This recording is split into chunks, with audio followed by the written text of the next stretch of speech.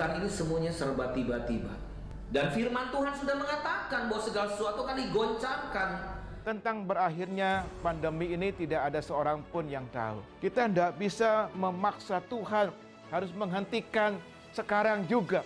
Tapi kita harus yakin, saudaraku, bahwa sebagaimana firman Tuhan katakan bahwa Dia membuat segala sesuatu indah pada waktunya. Tuhan mau kita belajar percaya bahwa di tengah-tengah situasi yang sulit, Tuhan adalah Tuhan yang tetap pegang kendali atas kehidupan kita. Apapun keadaan yang terjadi, Tuhan Yesus ada bersama dengan kita. Tuhan yang pernah menolong kita di waktu yang lalu adalah Tuhan yang sama yang menolong kita di hari ini. Hasil akhir bukan di tangan corona. Hasil akhir tetap di tangan Yesus Kristus. Dialah Tuhan yang berdaulat. Dialah Tuhan yang tetap pegang kendali atas kehidupan kita.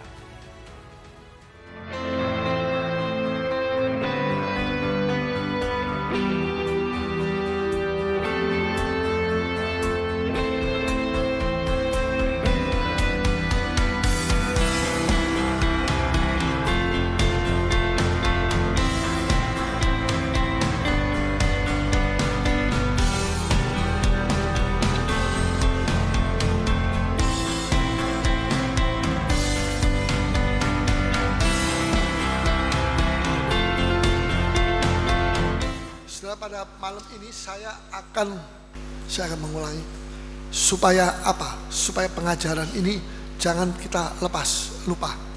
Kalau kita lupa, wah nanti jadi kita kehilangan banyak perkara. Manusia suka pelupa, tapi coba sekarang kita tidak mau lupa.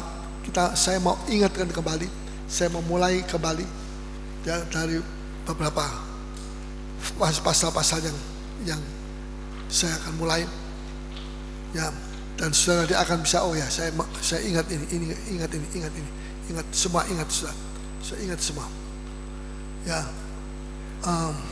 Kemudian kita bisa membaca dan kita bisa menjelaskan itu kepada siapa saja, saudara ya. Jadi dalam surat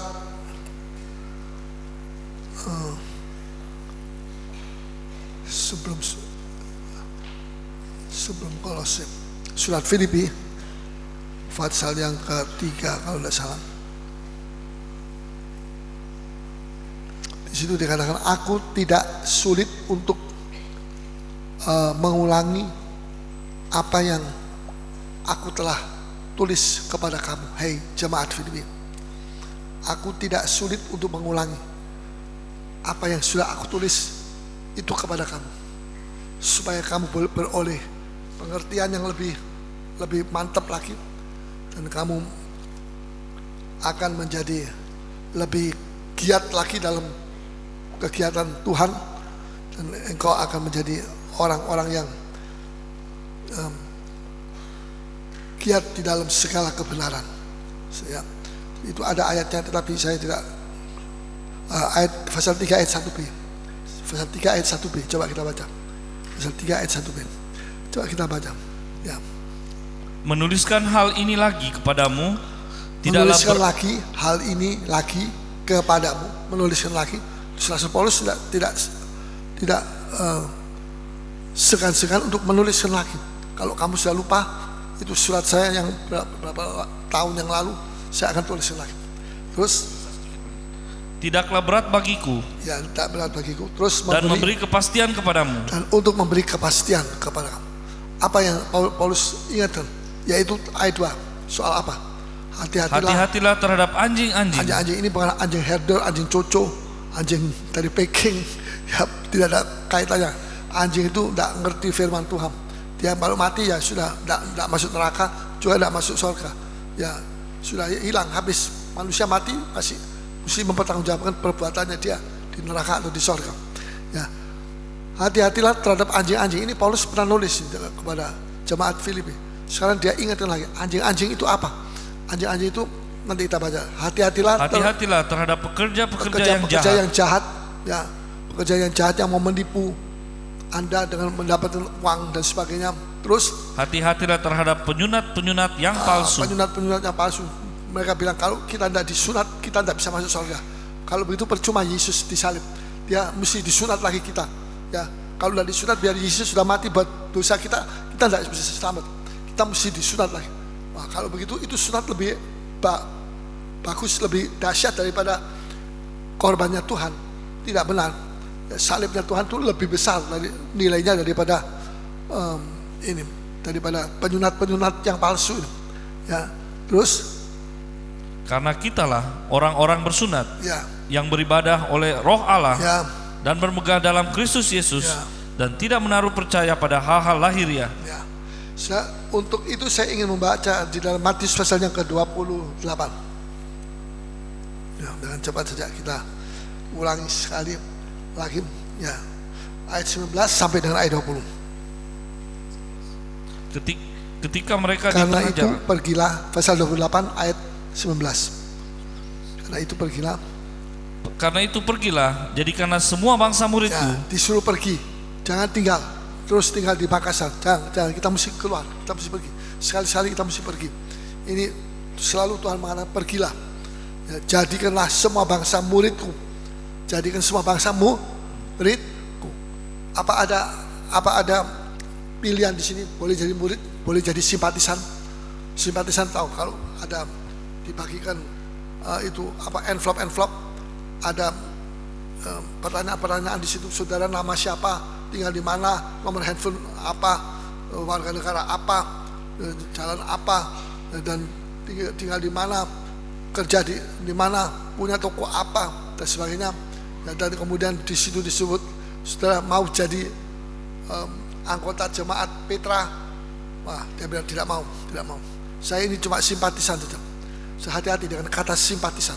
Simpatisan itu artinya bukan murid. Sudah tidak akan jadi murid. Sudah tidak bisa jadi murid kalau saya cuma simpatisan. So, pergi gereja sini simpatisan, pergi gereja situ simpatisan. Cuma simpatisan saja. Itu orang simpatisan itu bukan orang yang melakukan firman. Dalam terjemahan yang lain, bukan pelaku firman. Dia itu cuma mau lihat-lihat, mau senang-senang. Tidak punya komitmen. Kalau murid itu punya komitmen.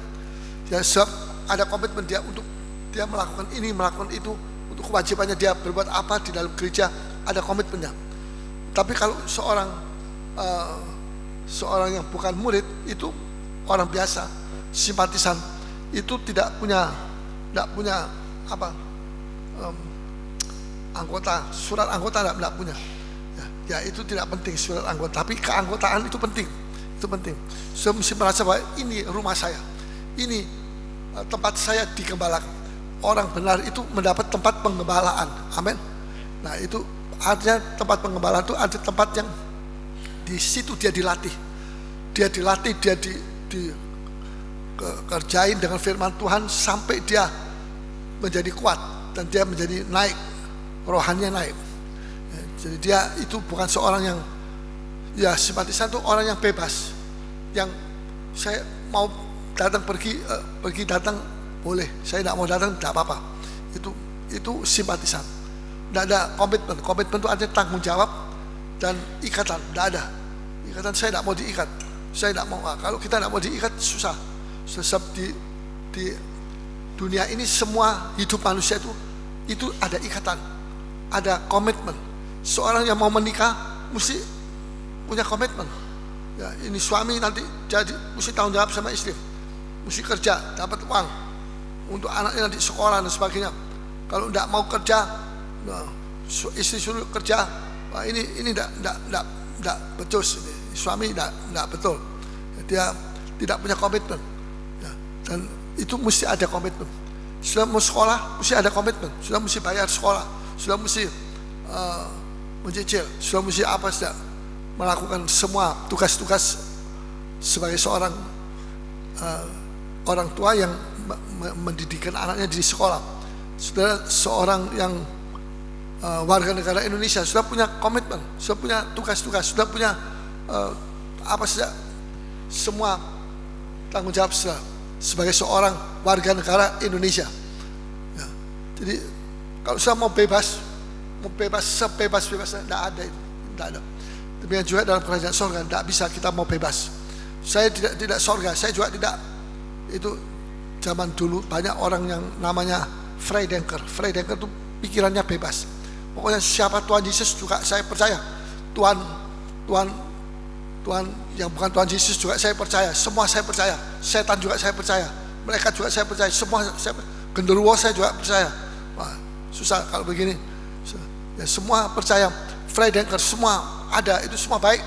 Semua. Ya, semua baik. Bagaimana kalau baik masuk neraka itu tidak baik. Ya, jadi tidak benar. Ya, kebenaran itu ada ikatan, mengikat kita supaya kita tetap ada dalam kebenaran. Jadi itu penting sekali. Dalam ayat 19 tadi kita baca, pergilah jadikanlah semua bangsa muridku. Jadi tidak ada mau jadi muridku boleh, mau jadi simpatisan juga boleh. Oh, tidak ada. Sudah cuma satu saja. Sudah cuma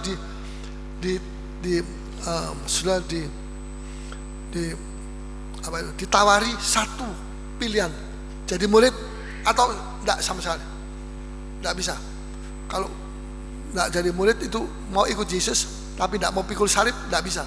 Kamu nanti tengah jalan akan gugur, kamu akan jatuh, kamu akan pergi kepada pihak yang lain yang melawan kebenaran. Ya, jadi saudara, kita ini disuruh pilih jadi murid, mau atau tidak? Mau murid, mau jadi murid? Coba siapa yang mau murid? Coba angkat tangan yang jadi murid. Yang mau jadi tinggi. Jangan angkat kaki, jangan angkat tangan aja. Ya, semua, betul?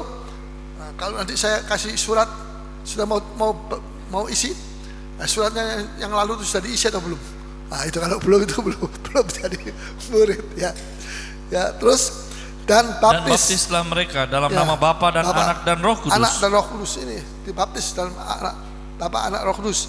Terus dan ajarlah mereka untuk apa? Ajar untuk apa? Wah, ini ajar untuk pintar, supaya jadi pintar, supaya teologi saya ini hebat.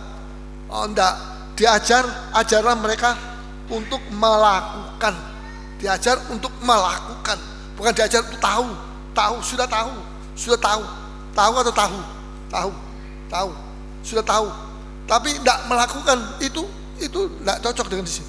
Ajarlah mereka melakukan. Jadi diajar untuk melakukan. Sekarang tidak diajar lagi untuk pengetahuannya supaya otaknya penuh tapi hatinya kosong. Tidak, Tuhan tidak mau itu. Orang Kristen begitu tuh tidak melakukan firman. Dia cuma tahu tapi dia tidak melakukan. Tapi Tuhan mau supaya kita ini tidak cuma tahu tapi kita melakukan. Ya, pergilah ayat 20, dan ajarlah mereka melakukan segala sesuatu yang telah kuperintahkan kepadamu. Segala sesuatu yang kuperintahkan itu ada di dalam Alkitab semua. Semua yang diperintahkan Tuhan ini, yang sudah diperintahkan Tuhan, lakukan. Jangan nanti dulu saya belum, nanti Tuhan Yesus datang sudah belum melakukan, sudah ketinggalan. Banyak perkara yang sudah belum lakukan, sudah nanti berhadapan dengan Tuhan, sudah tidak berhadapan dengan manusia, sudah tidak akan bisa lari dari Tuhan. Bisa lari dari manusia tapi tidak bisa lari dari Tuhan. Nah, itu penting sekali. Terus, dan ketahuilah aku menyertai kamu senantiasa sampai pada akhir zaman. Jadi ini yang dikatakan, ajarlah mereka melakukan segala sesuatu yang telah kuperintahkan kepadamu. Nah, ini sekarang kita sudah diperintahkan Tuhan, apa saja kita mesti lakukan saja. Bukan untuk bermegah-megah, ya, bukan. Ada orang dengar kabar mempelai mau bermegah, wah itu kabar mempelai hebat, itu saya hebat luar biasa. Apa gunanya cuma memuji-muji kabar mempelai tapi tidak melakukan, cuma bergegeran saja. Yang satu bilang saya lebih hebat, yang satu bilang saya lebih luar biasa, yang satu lagi bilang saya lebih pintar dari kamu. Nah, ini semua orang-orang Farisi. Ini pendeta-pendeta yang begini nanti akan dihukum lebih berat karena dia itu cuma mengajar tapi tidak melakukan. Tapi di sini dikatakan ajarlah mereka untuk melakukan. Saya mesti mengajar saudara juga untuk melakukan. Saya juga harus melakukan. Saya tidak cuma mengajar tapi saya juga harus melakukan. Saudara juga saya mesti ajar untuk melakukan, bukan mengajar untuk pintar, untuk wah kita bisa bermegah-megah sekarang dengan pengajaran kabar mempelai. Enggak, itu bodoh, orang begitu tidak mengerti, tidak baca firman Tuhan yang baik. Kalau baca firman Tuhan yang baik ayat 20, dan ajarlah mereka lagi sekali, dan ajarlah mereka. Diajar untuk apa? Untuk melakukan segala sesuatu yang telah kuperintahkan kepadamu. Sudah diperintahkan Tuhan perintahkan begini. Sudah kita lakukan itu. Setelah itu yang lebih penting adalah bukan diperintahkan saja tapi dilakukan. Itu yang Tuhan mau. Ya. Apakah yang dimaksud dengan pemuritan? Pemuritan itu bukan hal yang baru. Tertulis ribuan tahun sebelumnya di dalam Alkitab. Sudah tertulis ini ribuan tahun. Zaman Musa sudah ditulis. Musa, penulis pertama Musa. Itu Musa itu sudah 4.000 tahun. 4.000 tahun sudah. Ini Alkitab sudah 4.000 tahun. Sebelumnya itu. Ya. Abraham enggak 3.500 tahun. Kira-kira sudah ditulis 3.500 tahun. Ya. Wajib dilaksanakan oleh gereja. Dan apa yang ditulis di dalam Alkitab ini bukan program.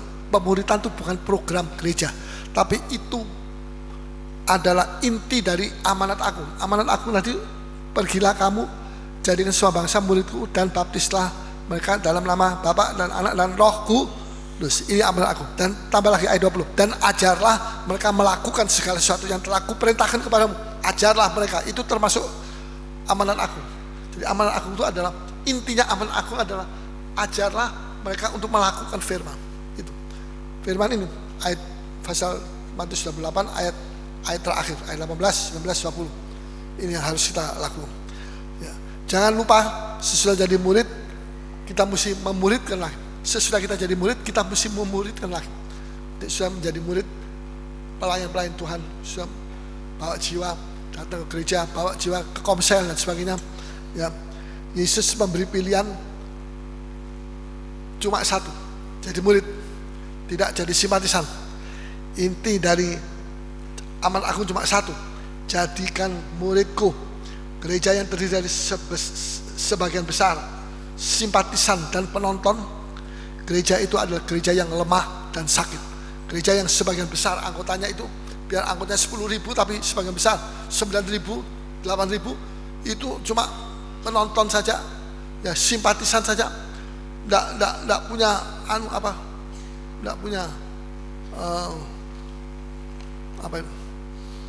ketekatan untuk menjadi murid. Itu gereja sakit. Ya, itu gereja sakit. Gereja itu lemah, sakit. Mengapa perlu pemuritan? Supaya tidak menjadi simpatisan. Ya, siapa simpatisan?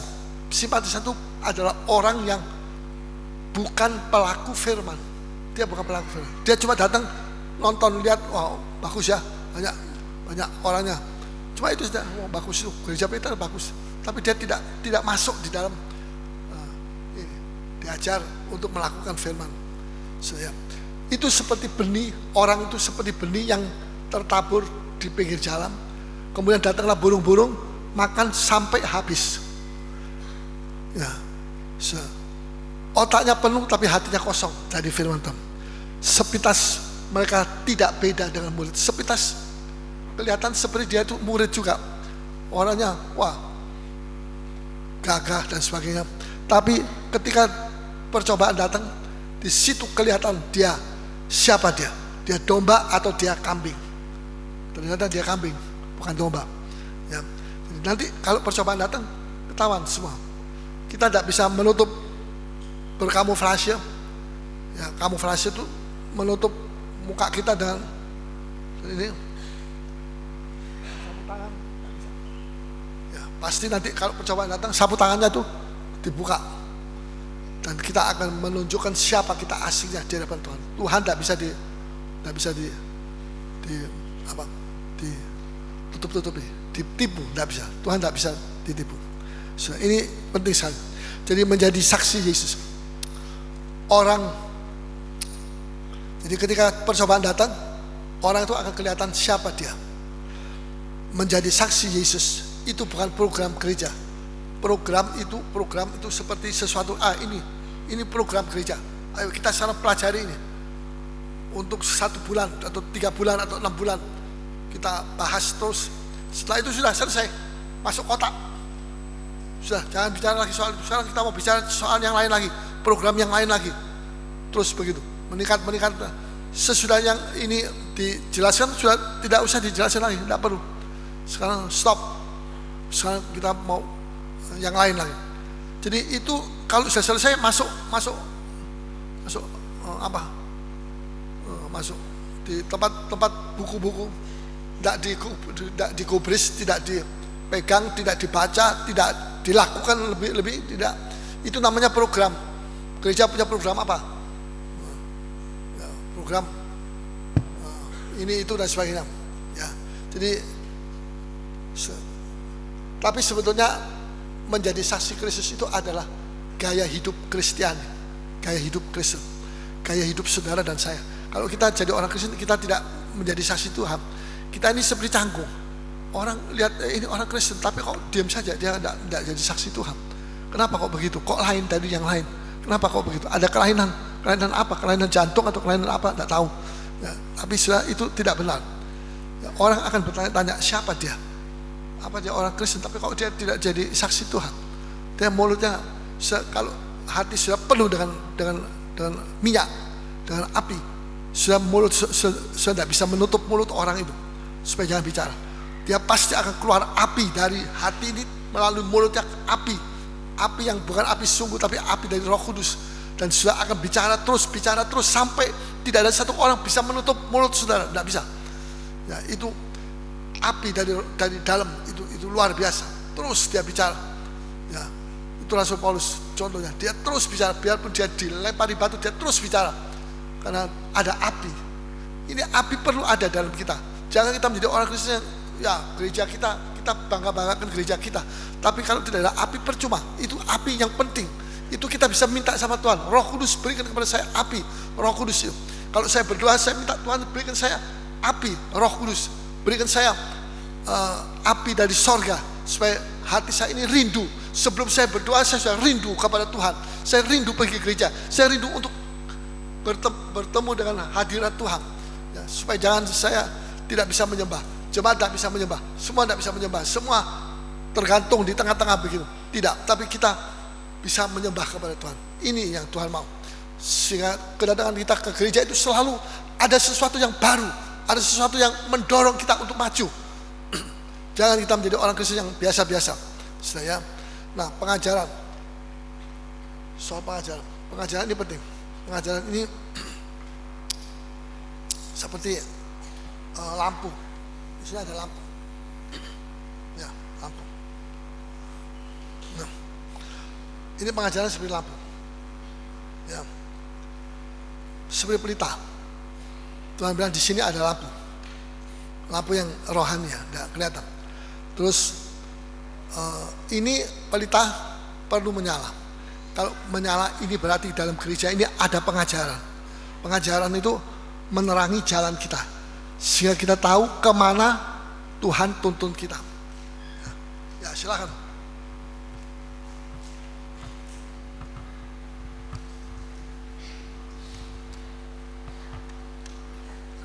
Nggak nyala.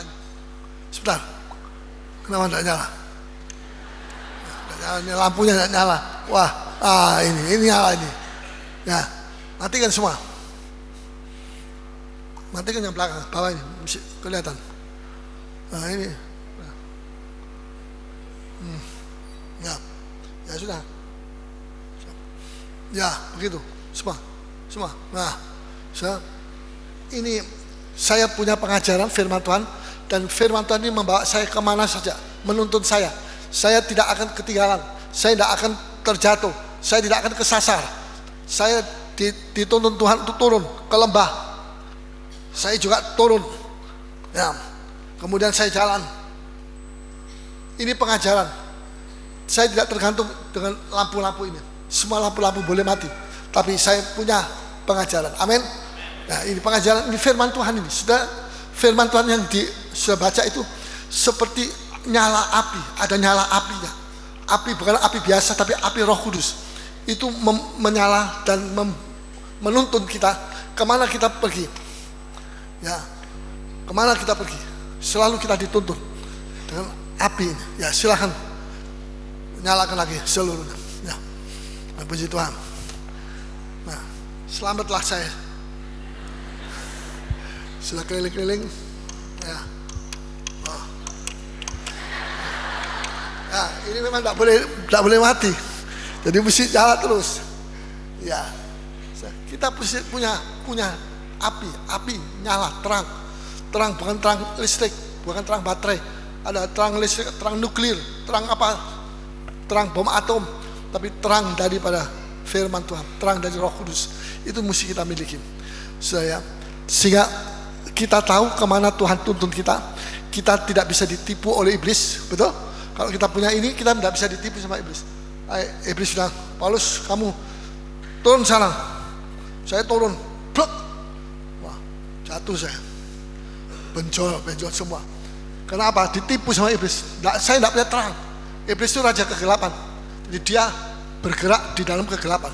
Tapi kalau kita bergerak di dalam terang, amin. Ada terang, kita bergerak. Dalam kegelapan kita tidak mau bergerak. Kita bahaya kalau kita bergerak. Kita bisa jatuh dalam jurang. Tapi iblis senang kalau dalam kegelapan, sebab dia raja kegelapan. Dia akan berusaha untuk membuat kita jatuh di dalam jurang. Ya. Kapan titik awal Anda dibohongi iblis? Pertama kali Anda dibohongi iblis. Kapan? Titik awalnya kapan? Itu Adam dan Hawa pertama kali dibohongi sama iblis. Titik awalnya di mana? Dia bilang, itu masa semua pohon-pohon itu tak boleh dimakan. Semua boleh dimakan.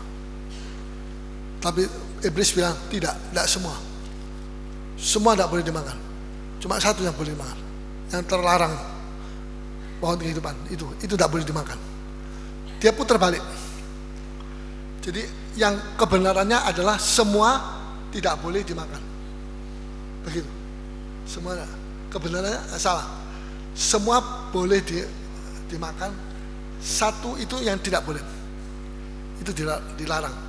Tapi sekarang diputar sama iblis. Semua yang boleh dimakan itu tidak boleh dimakan. Yang dilarang itu yang boleh dimakan. Satu itu saja yang boleh. Terus dia putar balik. Yang negatif jadi positif, yang positif jadi negatif. Ya. Nah, ketika iblis dibohongi, iblis membohongi kita, itu titik awal. Kalau kita percaya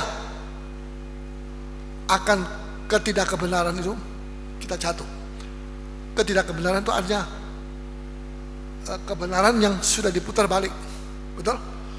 Kebenaran itu diputar balik sama iblis, putar balik. Ini tidak boleh dimakan, tapi iblis bilang boleh dimakan, diputar balik, boleh. Coba pasal 3 ayat yang ke Kejadian 3 ayat, coba baca. Ya. Ayat 1. Adapun ular ialah yang paling cerdik dari segala binatang di darat yang dijadikan oleh Tuhan Allah. Ya, terus ular itu berkata kepada perempuan itu, tentulah Allah berfirman, semua pohon dalam taman ini jangan kamu makan buahnya, bukan? Ini tentulah firman, tentu. Itu salah. Dalam bahasa Belanda, bahasa Inggris bukan tentu, tapi mungkinkah? Begitu. Kalau tidak salah, mungkinkah? Terus tanda tanya, tentulah Allah berfirman, semua pohon dalam taman ini jangan kamu makan buahnya, bukan? Terus ada apa? Bukan, di belakangnya bukan, ada apa sih? Ada apa? Ada tanda tanya itu bentuknya siapa? Bentuknya ular, betul? Itu tanda seru, itu kebenaran, itu tanda seru.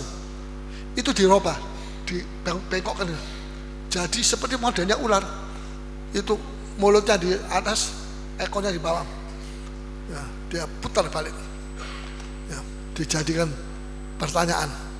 Jadi tidak yakin. Ini pertanyaan sama. Ini tadinya yakin ini. Saya yakin. Sekarang dijadikan pertanyaan. Bukan. Semua pohon dalam taman ini jangan kamu makan buahnya, bukan. Terus ada tanda tanya.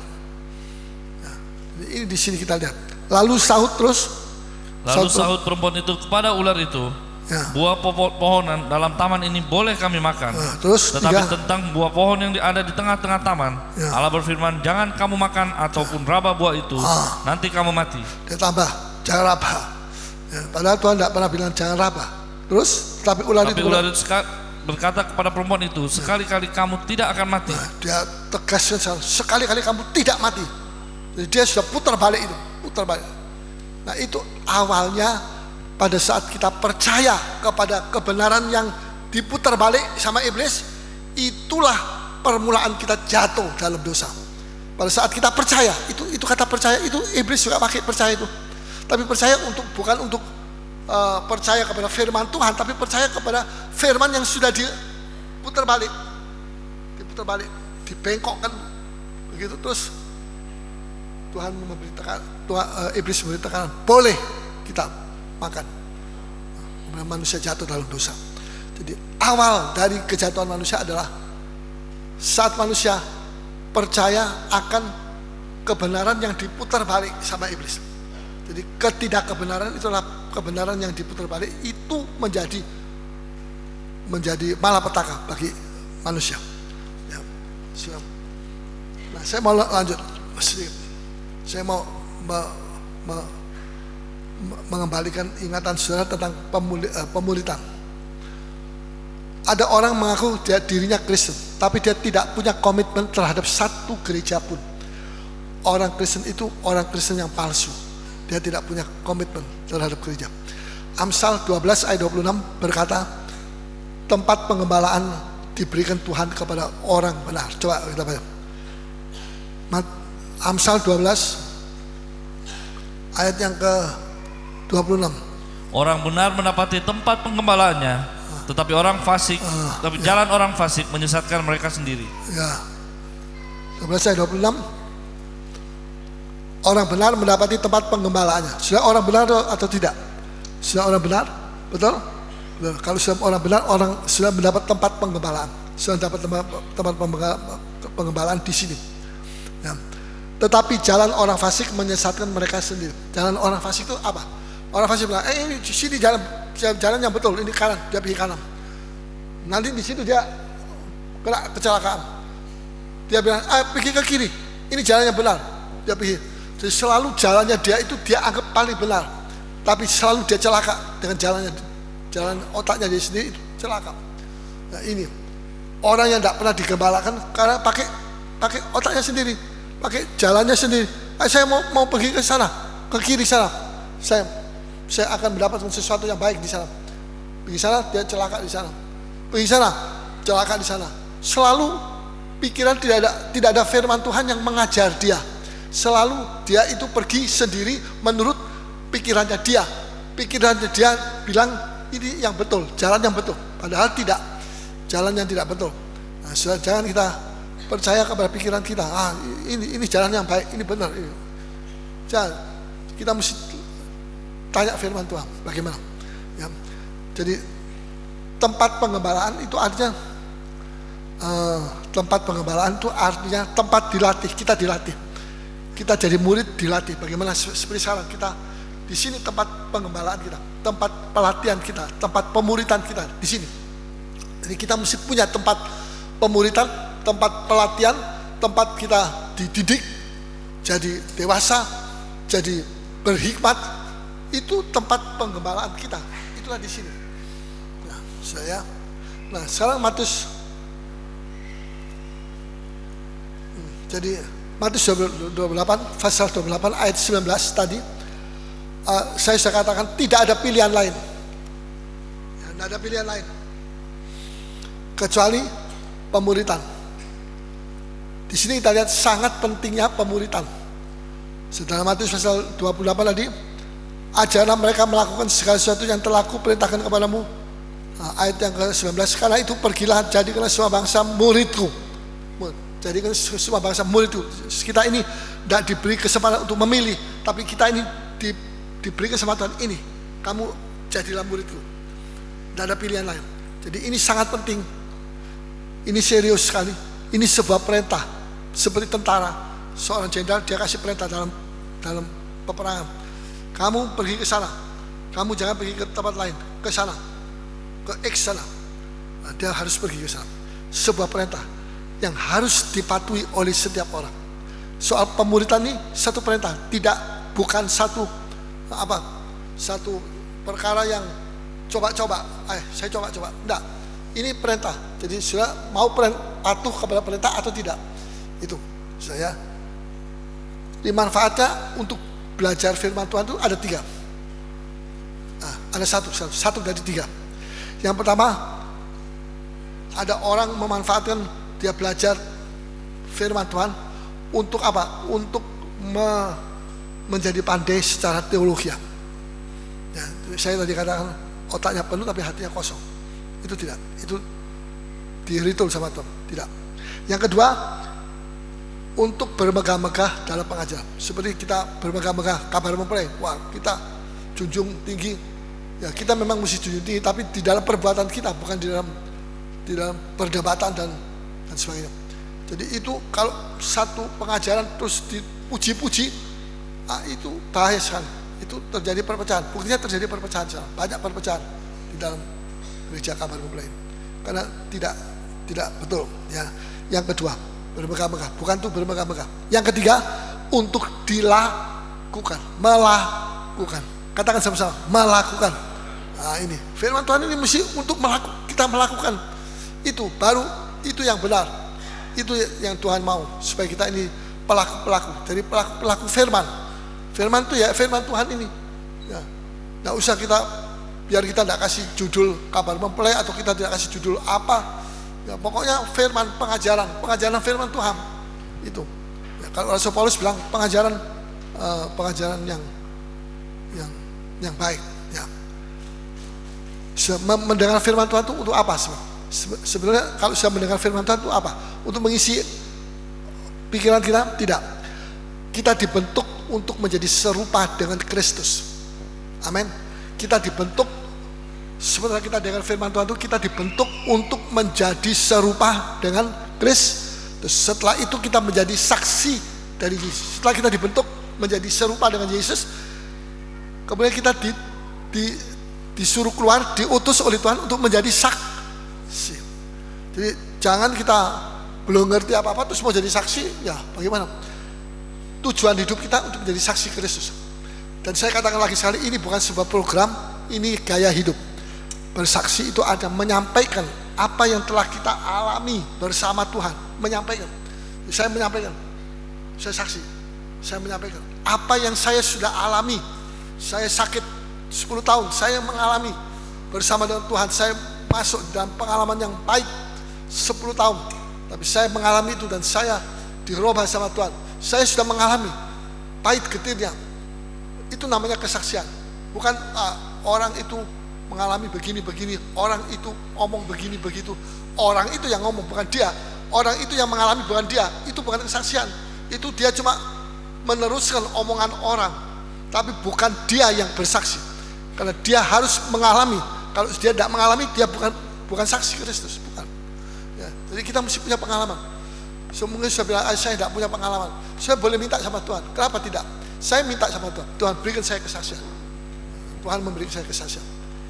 Apa yang Tuhan mau berikan kepada saya itu saya saksikan, dan itu menjadi berkat bagi orang lain.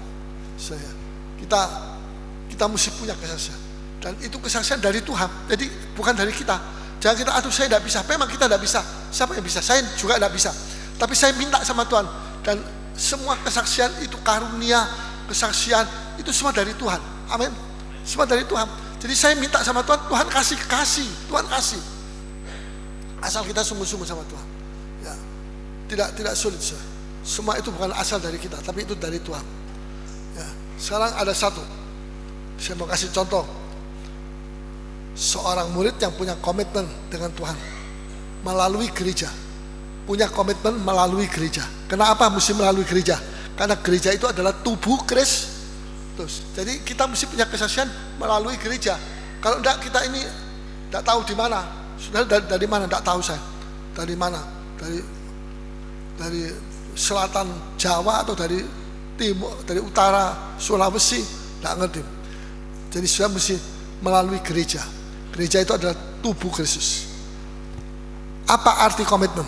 Tanggung jawab dan ikatan janji. Ada tanggung jawab dan ada ikatan janji. Sudah ada ikatan janji dengan gereja Petra. Gereja Petra ini dipilih sama Tuhan untuk menjadi tempat pengembalaan saudara. Jadi saudara ini menjadi punya tanggung jawab dan ikatan janji. Ya, dalam Matius 25 ada hubungan. Matius 25, coba namanya.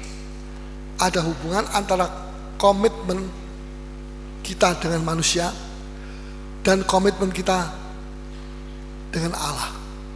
Ya, coba kita baca Matius 25 ayat 31. Ayat 25 sampai 31. Apabila anak manusia datang dalam kemuliaannya Ya, dan semua malaikat bersama-sama dengan dia, ya, maka ia akan bersemayam di atas tahta kemuliaannya. ya. Lalu semua bangsa akan dikumpulkan di hadapannya, dan ia akan memisahkan mereka seorang daripada seorang, Ya, sama seperti gembala memisahkan domba dari kambing. ya. Terus, Dan ia akan menempatkan domba-dombanya di sebelah kanannya dan kambing-kambing di sebelah kirinya. ya, coba kita melompat. Ayat 35. Ayat 35. Mari. Sebab ketika aku lapar, kamu memberi aku makan. Ketika aku haus, kamu memberi aku minum. Ketika aku seorang asing, kamu memberi aku tumpangan. Ketika aku telanjang, kamu memberi aku pakaian. Ketika aku sakit, kamu melawat aku. Ya, Ketika aku dalam penjara, kamu mengunjungi aku. ya. Semua ini dia berbuat terhadap orang yang hina. Terus ayat 37. Maka orang-orang benar itu akan menjawab dia, katanya, Tuhan, bila manakah kami melihat engkau lapar dan kami memberi engkau makan, Ya. atau haus dan kami memberi engkau minum? Kapan kamu lapar, aku memberi makan. Kapan kamu masuk penjara, kami datangi di penjara. Terus, Bila manakah kami melihat engkau sebagai orang asing dan kami memberi engkau tumpangan, atau telanjang dan kami memberi engkau pakaian? ya, coba kita lompat saja. Ayat 40. Dan raja itu akan menjawab mereka, aku berkata kepadamu, Ya. sesungguhnya segala sesuatu yang kamu lakukan untuk salah seorang dari saudaraku yang paling hina Yang paling ini, hina, kamu lakukan telah terhadap salah melakukannya. seorang saudaraku yang paling hina. Ini kamu telah melakukannya untuk aku. Jadi kalau saya kasih makanan buat orang lapar, tidak punya makan, ya, saya itu memberi makan kepada siapa? Kepada Tuhan. Jadi apa yang saya berikan kepada horizontal manusia, itu saudara, perbuatan saudara kena vertikal, kena Allah. Allah senang karena melihat saudara memberi kepada orang sakit didatangi, orang apa saja, semua. Ya, di sini ada orang sakit mendatangi orang sakit. Ya tentu tidak bisa semua saya karena anggota sudah berapa ribu orang. Ya, tapi saya suruh mereka untuk pergi mendatangi orang-orang sakit. Ya, supaya jangan tidak ada orang sakit yang tidak didatangi. Itu harus. Ya, dan saya perhatikan itu. Ya, jadi ada komitmen kita terhadap manusia itu kena sama Tuhan. Ya, jadi jangan kita bilang ini tidak ada orang yang tahu. Saya datangi orang miskin. Kalau orang kaya saya datangi, semua orang tahu. Orang miskin tidak tahu. Tak usah saya datang. Diam-diam aja. Paulus toh tidak tahu. Hati-hati. Kalau sudah melayani Tuhan seperti itu, full time seperti itu, dan pelayan-pelayan Tuhan seperti itu, saudara akan tanggung jawab sendiri sama Tuhan. Saudara tidak boleh. Kita mesti mendatangi orang-orang sakit, orang-orang lapar, orang-orang yang dalam kekurangan. Nanti akan ada juga pemeriksaan kesehatan, ya, kesehatan seperti kolesterol. Itu penyakit, bukan kita menyembuhkan penyakit, tidak, tapi kita menolong untuk memeriksakan kolesterolnya bagaimana, itu trigliseridnya bagaimana, apa nanti tidak tersumbat jantungnya, ya, dengan lemak dan sebagainya, ya, bagaimana itu nirnya, bagaimana itu bisa diketahui. Dan itu kita menolongi saja, kita tidak menyembuhkan, tapi kita doakan sama Tuhan dan menolongi sama. Ya, jadi apa yang kita bisa lakukan kita lakukan. Itu bukan kepada manusianya, memang kita berbuat kepada manusia, tapi itu tertuju kepada Allah. Amin. Tuhan senang. Nah, saudaraku yang paling hina ini, kamu telah melakukannya untuk aku. Ayat 41. Dan ia akan berkata juga kepada mereka yang di sebelah kirinya, ya, enyahlah dari hadapanku, hai kamu orang-orang terkutuk, ya, enyahlah ke dalam api yang kekal, yang telah sedia untuk iblis dan malaikat-malaikatnya. Ayat 45. Maka ia akan menjawab mereka, aku berkata kepadamu, ya, sesungguhnya segala sesuatu yang tidak kamu lakukan untuk salah seorang yang paling hina ini, salah satu yang paling hina kamu tidak lakukan terhadap orang yang paling hina itu. Terus kamu tidak melakukannya juga untuk aku. Kamu juga tidak melakukan untuk aku. Jadi kita punya komitmen dua, kepada orang miskin, tapi juga kepada Tuhan. Kalau kita berbuat kepada orang miskin, itu kita berbuat kepada Tuhan. Kita dapat upah dari Tuhan. Tapi kalau kita tidak berbuat itu, kita orang miskin tidak ditolong, tidak pernah mau nolong orang miskin, orang malas katanya. Ya sudah. Memang ada juga yang malas. Itu kita mesti hati-hati. Tapi orang miskin yang cari pekerjaan itu juga tidak sedikit. Sulit buat mereka cari pekerjaan. Mau kerja apa? Semua ditolak. Mereka tidak bisa kerja yang seperti kantoran begitu. Semua ditolak. Jadi, nah kalau dalam keadaan seperti itu, mereka tidak punya makan, mereka tidak punya pekerjaan, terus kita juga tolak, itu jangan sampai kita. Kalau memang mereka malas, mereka tidak mau kerja, itu biar mereka kelaparan sendiri, karena itu salah mereka sendiri. Tapi kalau mereka sudah cari kerja, anaknya 10 cari kerja, ya bayangkan anak 10 terus cari kerja tidak dapat, ya salahnya sendiri. Ya salahnya ini sudah berapa puluh tahun yang lalu. Sekarang dia sudah umur berapa? Ya, sekarang mau perbaiki, ya tidak bisa. Anaknya sudah besar-besar, bagaimana? Jadi kita mesti punya pengertian begitu. Ya, jangan kita cut semua. Ini orang malas, semua tidak usah makan, biar mati kelaparan. Wah, itu bahaya, tidak boleh. Kita mesti punya belas kasihan. Ya, jadi segala sesuatu yang baik atau yang tidak baik yang kita lakukan terhadap orang miskin yang paling hina adalah perlakuan kita yang ditujukan kepada Tuhan. Kalau kita berbuat baik kepada orang miskin itu perbuatan kita terhadap Tuhan. Tuhan senang, Tuhan akan diganti.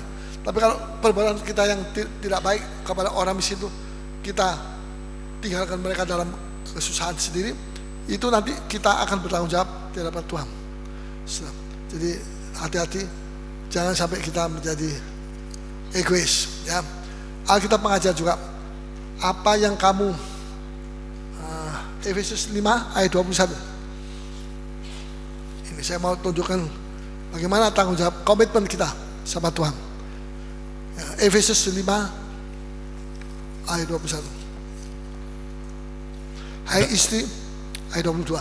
Hai istri, tunduklah kepada suamimu seperti kepada Tuhan. Seperti kepada Tuhan. Jadi kalau sudah tunduk kepada suami sudah itu tunduk kepada siapa? Kepada iblis? Tidak. Kepada siapa? Suami sudah iblis? Tidak. Siapa yang suaminya iblis? Coba katakan. Nah, tidak ada. Tidak berani. Tapi seperti kepada Tuhan. Kalau sudah tunduk kepada, hormati kepada suami saudara itu seperti kepada Tuhan tunduk dan menghormati. Nah, ini terus karena suami adalah kepala istri. Karena suami adalah kepala istri, sama seperti Kristus adalah kepala jemaat. Ayat 25. Ya. Hai suami, kasihilah istrimu sebagaimana Kristus telah mengasihi jemaat dan telah menyerahkan dirinya baginya. Ya. Sudah. Jadi sudah perhatikan, kalau ayat 25. Hai suami, kasihilah istrimu sebagaimana Kristus telah mengasihi jemaat. Kristus telah mengasihi jemaat. Jadi ada komitmen suami mengasihi istri. Itu komitmen terkena suami itu mengasihi itu terkena orang itu, istri itu mengasihi Kristus. Kalau dia kalau suami itu mengasihi istrinya, itu sama seperti suami itu mengasihi Kristus yang tidak kelihatan. Betul?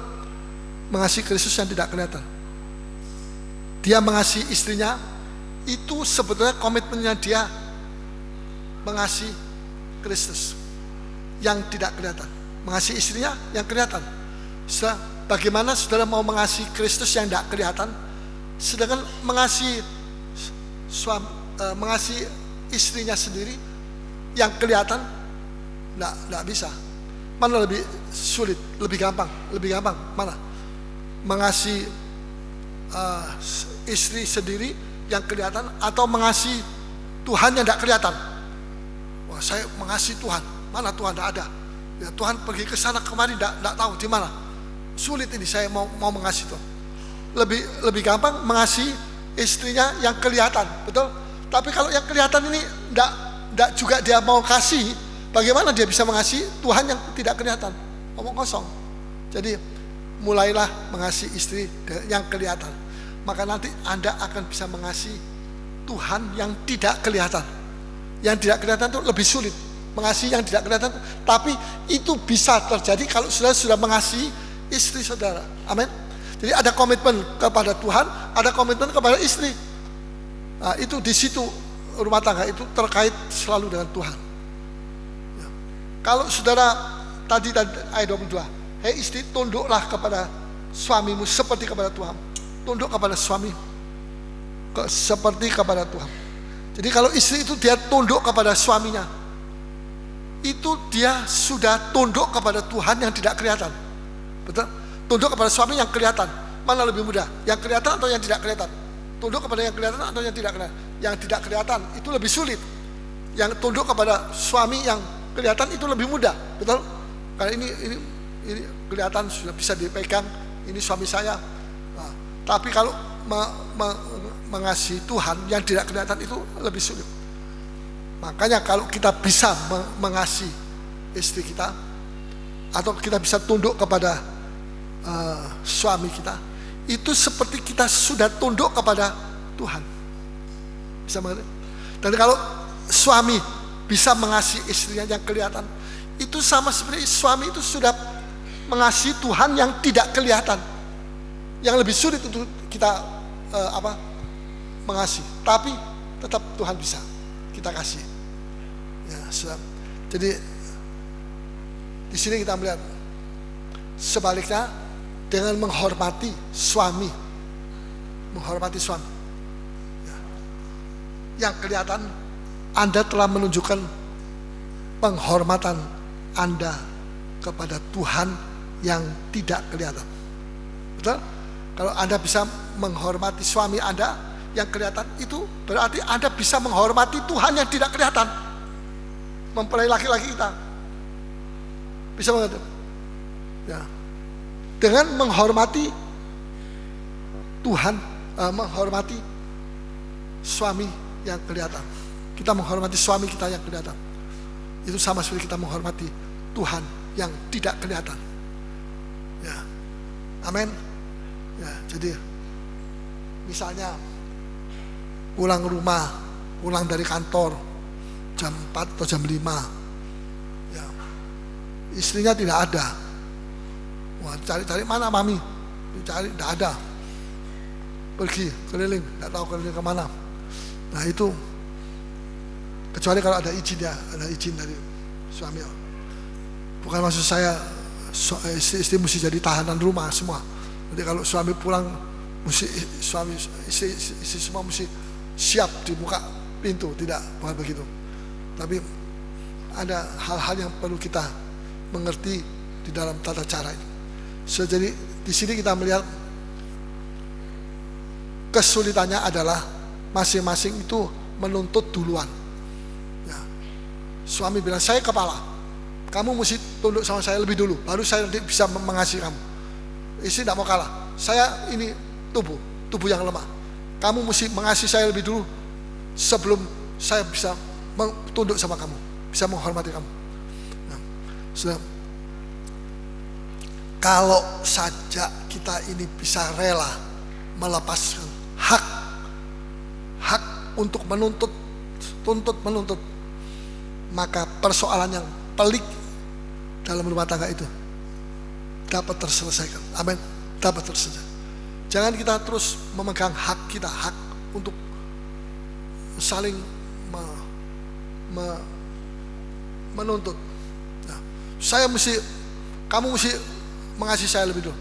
Tapi suami bilang, kamu mesti hormat sama saya dulu. Ya, mana duluan nih? Ini telur ayam sama ayamnya ini mana duluan? Ya. Saya kok diam, tegang sekali. Ini ketegangan di rumah jangan dibawa sini ya. Ya, repot ya. Saya percaya, serahkan. Sudah punya hak untuk menuntut, memang. Sudah sebagai suami punya hak. Tapi kalau terus menerus menuntut lebih dulu, ini suami saya ini mesti lebih dulu hormat sama saya, mengasihi sama saya. Dia tidak mengasihi saya, dia mengasihi orang lain, istrinya orang lain yang dia kasih. Terus nanti yang suami juga bilang, ya ini istri saya ini tidak menghormati saya, dia menghormati orang lain. Kalau terus begitu kita tidak pernah, Tuhan Yesus datang kita masih terus dalam dilema. kita belum selesai. Ya, tapi persoalan ini kalau salah satu merelakan, melepaskan hak untuk menuntut, maka saudara, persoalan yang pelik sekalipun dalam rumah tangga itu bisa diselesaikan oleh darah anak domba Allah. Amin. Ya, Tuhan itu begitu baik, saudara. Tuhan itu sungguh-sungguh Dia mau memberi jalan keluar kepada kita. Sekarang ini persoalan rumah tangga ini begitu banyak sekali, begitu banyak. Ya, begitu lebih banyak lagi jiwa-jiwa datang ini, lebih banyak mereka datang membawa masalah-masalah rumah tangga. Ya, tapi ya memang itu sudah Tuhan berikan kepada kami untuk mengatur, untuk memberi jalan keluar. Ya, semua itu ada komitmen. Sekarang Kolose 3 ini sekarang otoritas di sekuler itu apa? Itu perusahaan toko atau apa, perusahaan yang biasa sekuler. Itu kalau kita tunduk kepada otoritas yang jadi direktur, itu sama seperti kita tunduk kepada Tuhan.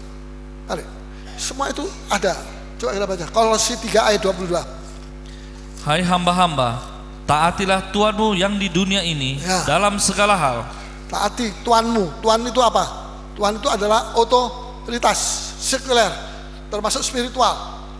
Ya, misalnya kantor gereja, kita mesti ada otoritasnya. Kita mesti tunduk sama otoritas. Terus Jangan hanya di hadapan mereka saja untuk menyenangkan mereka, melainkan dengan tulus hati karena takut akan Tuhan. ya, terus Apapun juga yang kamu perbuatlah dengan segenap hatimu, seperti untuk Tuhan dan bukan untuk manusia. Terus Kamu tahu bahwa dari Tuhanlah kamu akan menerima bagian yang ditentukan bagimu sebagai upah. Kristus adalah Tuhan dan kamu hambanya. Ayat 25. Barang siapa berbuat kesalahan, 4 ayat 1. hai Tuhan, berlakulah adil dan jujur terhadap hambamu. Otoritas Tuhan. Terus Ingatlah, kamu juga mempunyai Tuhan di sorga. Ya, kamu juga punya Tuhan di sorga. Jadi saudara, termasuk sudah kerja di toko, di mana, sudah kerja di pemerintah, itu sudah mesti tunduk kepada otoritas yang ada. Karena ini Alkitab mengajar. Kalau kita tunduk kepada mereka, itu sama seperti kita tunduk sama Tuhan. Nanti kita akan mendapat pembelaan. Termasuk otoritas yang kejam, itu juga harus tetap kita tunduk. Ada ayatnya. Ya, jadi dengan demikian kita ini menjadi saksi. Kita jadi saksi bukan cuma di gereja, tapi di toko-toko di mana kita kerja, di pemerintahan di mana kita kerja, kita juga menjadi saksi di sana. Kita harus menjadi punya komitmen kita itu tersambung sampai kepada Tuhan. Jadi kalau kita berbuat sesuatu yang memalukan, kita itu korupsi misalnya, itu korupsi kena sama Tuhan. Ya, tidak semua agama yang begitu. Tapi kalau kekristenan ini kena, orang Kristen korupsi, wah ini Tuhannya ini dipermalukan. Ya, kenapa dia sampai bisa bermalukan? Jadi jangan sampai kita mempermalukan nama Tuhan dengan perbuatan kita. Kalau sudah mengalami sesuatu yang kurang baik, sudah tetap berdoa kepada Tuhan, minta pembelaan dari Tuhan. Tuhan akan membela. Amin. Di sini dikatakan Tuhan berlakulah adil. Ayat 1, verse 4, jujur terhadap hambamu. Ingatlah kamu juga mempunyai Tuhan di sorga.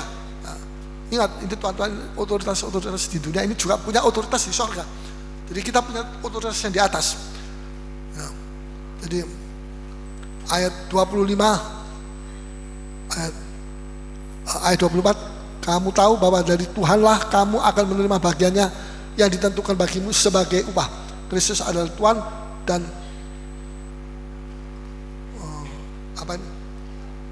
kamu hambanya. Nah, kita ini hamba Tuhan juga di tempat-tempat yang luar sana. Jadi di sini kita melihat terakhir mari Tuhan mau supaya kita menjadi anak-anak Tuhan yang menjadi murid-murid Tuhan. Amin. Mau jadi murid Tuhan? Ya, tetap jadi murid Tuhan. Ya, walaupun saya belum mengeluarkan kertas apa surat, tidak peduli itu tidak penting. Yang penting kita jadi murid Tuhan lebih dulu, layani Tuhan, bawa jiwa-jiwa, saksi sama family saudara. Wah, saya sakit disembuhkan, sakit apa saja disembuhkan, itu juga itu mujizat Tuhan. Jangan cuma sakit yang lumpuh baru bisa jalan, baru itu disaksi. Biarpun lumpuhnya cuma sedikit, ya tetap kita bisa saksi. dan saudara akan menjadi alatnya Tuhan luar biasa. Dan gereja ini akan dipenuhi sampai menjadi contoh persoalan, contoh buat yang lain. Mau jadi contoh buat yang lain, Tuhan akan memberkati sekalian. Amin. Ya, mau maju buat Tuhan? Mau maju buat Tuhan? Siapa yang mau maju buat Tuhan? Angkat tangan. Haleluya. Puji Tuhan. Tuhan beri tepuk tangan bagi Tuhan. Tuhan kita Tuhan yang luar biasa. Tuhan kita puji.